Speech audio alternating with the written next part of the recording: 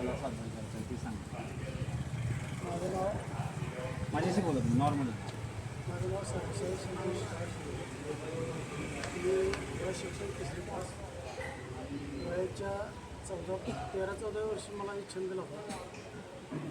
छंद लावला असताना त्या काळात स्पर्धा वगैरे चालू होत्या जुन्या लोकांच्या. त्यामध्ये नवीन पिढीत म्हणलं तर मी उतरलो त्यात. जुन्या लोकांच्या ह्याच्यात मी जरा नवीन पिढीची भर घातली. तुलसीराम देवराम सुरुवात झाली. अशी नव्या पिढी त्यात भर टाकून मी कोल्हापूर सांगलीच्या खेळपाड्यात भरपूर स्पर्धा दिली. आता नवीन पिढीनं त्यामध्ये सहभागी व्हावं, ही पारंपरिक लोककला ही जपावी त्या उद्देशानं तुम्ही अनेक वर्षांपासून हे सादरीकरण करता. त्या एवढ्या मोठ्या कालावधीत आत्ता काय बदललेलं वाटतं? माझ्या काळात आकाशवाणी सांगली मी पहिल्यांदाच परीक्षा दिली. पहिल्या फेरीत मी पास झाली. त्यानंतर दादा कोंडकेच्या स्टुडिओला पुण्यात मला माझ्या DVD कॅसेट करण्याची संधी मिळाली. मग ते 5 दिवसाचं रेकॉर्डिंग होतं. बाबामाच्या जन्मापासून समाधीपर्यंत मी रेकॉर्डिंग केलं दादा कोंडके स्टुडिओ पुण्यात. आणि त्यानंतर आता हे होता भाऊसाहेब संघ हा योगा. काय बदललं वाटतं असं? तुम्हाला सोशल मीडिया माहिती आहे काय आहे काय नाही? तुम्ही इंस्टाग्राम, तुमचं अकाउंट आहे का इंस्टाग्रामला, फेसबुकला? चांगल्या फोनमधलं काय कळत नाही. बारका फोन होता आता मोठा गेला. पण ते सोशल मीडियावरती आता तुमचा एक व्हिडिओ व्हायरल झाला. मग लोक येऊन भेटतात का? किंवा गावात, तुम्ही कुठल्या गावात राहता? हां, मग तुम्हाला ते लोक भेटतात का? अरे तुमचा व्हिडिओ पाहिला वगैरे भरपूर काय म्हणणं काय असतं? काही मनाला समाधान वाटते. आता वातावरण कुशाच्या घरात आपली होय आणि असं लोकांनी बाबा कलेच्या माध्यमातून आपली ओळख जगभर पसरली, हेच मनाला समाधान. ती कला टिकली पाहिजे, वाढली पाहिजे, यासाठी काय भरीव कामं केली पाहिजे असं तुम्हाला वाटतं? कला टिकण्यासाठी आता आम्ही जी संदेश दिला ते आता हे नवीन पिढीने घेतला. ह्याच्यापासून ह्या लहान मुलांच्या ह्या पिढीने घ्यावा आणि कला अशी अखंड जागृत राहावी. त्याला भरभरून जनतेपर्यंत प्रेम मिळावं. नवीन कलाकारांनी त्याला वळण चांगलं द्यावं आणि लोककलाही टिकून राहावी.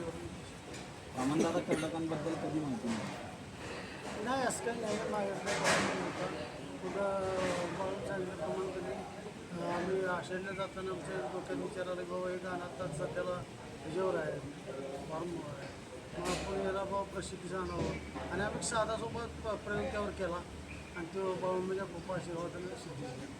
काय प्रयोग होता नेमका? काय विचार? असं आम्ही जाता तर म्हणजे टीम आमची सगळी कलाकार आपापल्या कलेला बांधलेले आहेत. एक कलाकार आहे तिला कच्चा. मग असं जाता तर बाबा फॅट गाडी माझी होता त्या बाबा धनगरी रूपांतर करूया का असं गाडी चर्चा रंगली आषाढी जाताना. आणि आम्हाला वसंतला फळ मार्केट यायला सांगली. एक 20 मिनिटांचा चान्स मिळाल्यावर आम्ही ते ट्राय केला आणि बाळूमांच्या भगवंताच्या कृपेनं भंडारीच्या आशीर्वादानं ते सिद्धीच गेला. आमच्या मदतीने पण नंतर तो व्हायरल असा इतका फास्ट व्हायरल. या आधी हे पियाड गाणं कधी ऐकलं होतं का तुम्ही? तुमचं वय आता 60च्या घरात आहे. मोबाईलवरच ऐकलेलं. तुमच्या तरुण वयात नाही कधीच नाही. वामनदादांना कधी ऐकले? वामनदादांच्या गोष्टी कधी ऐकल्या? नाहीच. मोठा फोन चालू करायचं.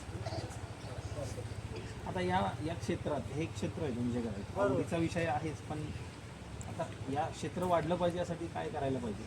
क्षेत्र वाढण्यासाठी आता असं आमची टीम जमली. असं प्रत्येक गावोगावी टीमा असाव्यात. एकमताने एक चित्तानं वावराव्यात. मेन शहर आहे त्याचं प्रत्येकानं ऐकलं पाहिजे. रस्त्याला जसं वळण आहे तसं वळण म्हणताना सुद्धा जागोजागी वळणं असतात. ते वळणं घेत असताना ड्रायव्हरच्या मागणं सगळ्यांनी गेलं तर नक्कीच त्याला यश धावतं. हे तुमच्या ग्रुपमध्ये बरेचसे तरुण मुलं आहेत, होय. मला वाटतं 30, 32, 28 अशा वयाचे असतील. तरुण आहे. हे जोडले कसे तुम्ही? ह्या कलेच्या माध्यमातून असं योगा जुळला की बाबा ह्या शहरासाठी गेल्यावर आपलं नाव उंचावर. आणि असं करता रंग भरत आज बाबा एक जण आला, परत त्यानं दुसऱ्याला ओढून आणलं. असं करत एवढे वर्ष तुम्ही काम करता, हे आर्थिकदृष्ट्या सक्षम आहे का? म्हणजे तुम्हाला आता घर चालवायचं आहे, प्रपंच आहे तुमचं, ते पण चालवायचं आहे, मुलं असतील, त्यांचे शिक्षण असतील. मग हे कला सादरीकरणात तुम्हाला आर्थिक गोष्टी तुमच्या कशा स्टेबल होतात? कसं होतं की नाही होत, हा माझा प्रश्न. कसं आहे आवाजापासून ही आपली पारंपरिक लोककला आहे. मग हे चालवावं आणि मग ही लोककला सुद्धा काही प्रत्येकाच्या अंगात संचारते असं नाही. आता हे आमचे 2 डिंबाडे आहेत म्हणा, शाहीर आहेत म्हणा, ही काही गावोगावी अशी बाबा शाहीर जन्माला इथलं असं नाही. भगवंताने एक दोनलाच ते हे दिले असते, डिंबाडी कला डिंबाड्याला दिली असते, शाहीरची कला शाहीरला. मग असे चालवत असताना ही आपली पारंपरिक आवाजाची पद्धत आहे आणि याला आपल्या भगवंताची ब्रीद आहे असं समजून आम्ही ते पुढचं वारसा चालू. त्यापासून बाबा फायदा किती होईल आणि तोटा काय होईल लक्ष देऊ.